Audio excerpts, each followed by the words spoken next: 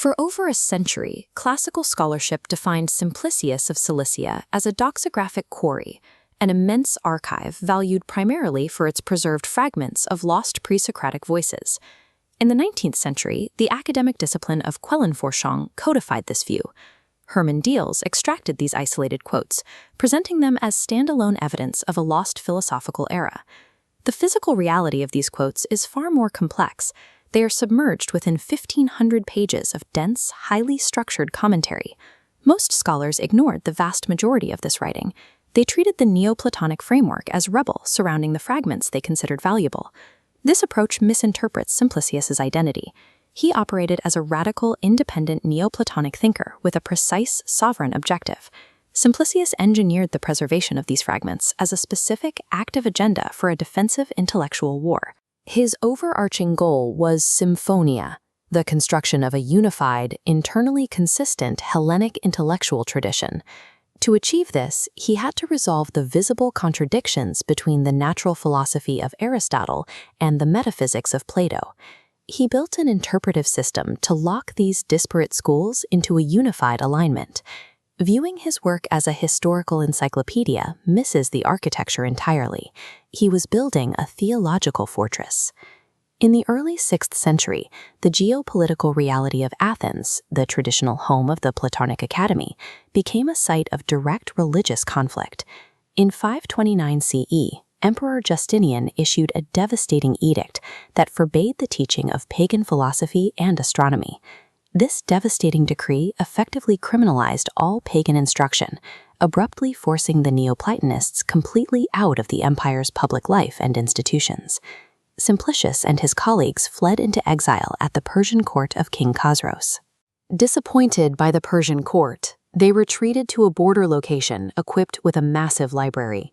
Back within the empire, their primary adversary, the Christian Platonist John Philoponus, operated from the intellectual capital of Alexandria. Philoponus used a polemical strategy called diaphonia, highlighting internal contradictions among Greek philosophers to invalidate the entire pagan tradition.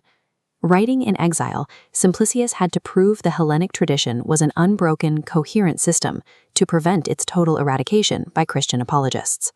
Simplicius faced an immediate problem. Aristotle frequently and explicitly attacks the theories of his teacher, Plato. He established a standard for a worthy exegete: absolute impartiality, deep mastery of Aristotelian language, and the ability to find harmony beneath apparent conflict. His first tool targets lexis, the superficial letter of the text.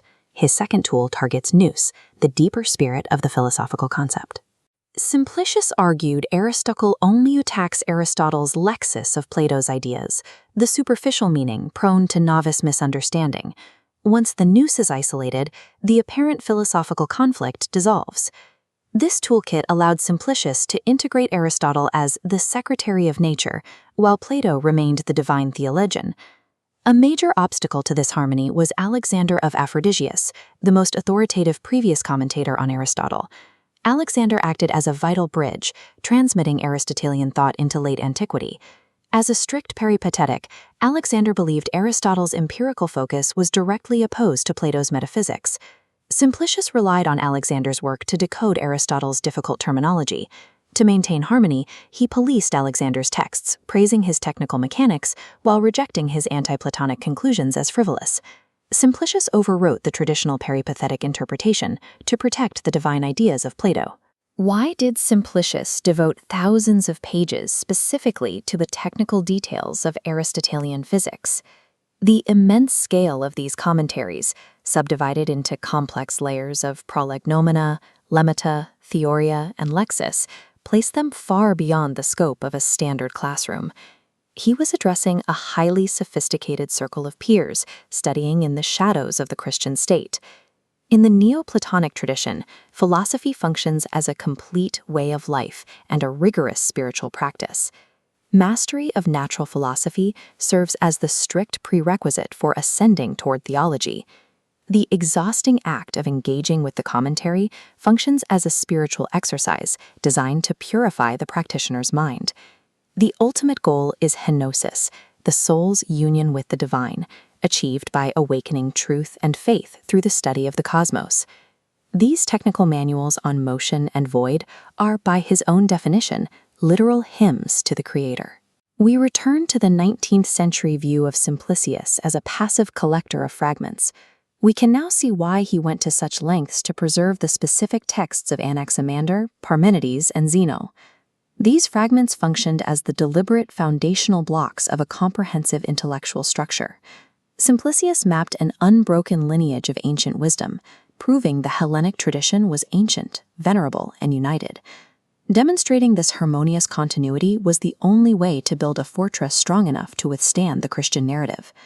The pre-Socratic fragments survive today solely because a 6th century Neoplatonist weaponized them as structural supports in a theological war. Simplicius spent his final years writing thousands of pages in exile, without a school or a guaranteed future for his students. While the physical institutions of the pagan world were dismantled around him, he built this flawless intellectual architecture in his mind. His strategy succeeded by perfectly preserving the DNA of Hellenic thought for scholars centuries later.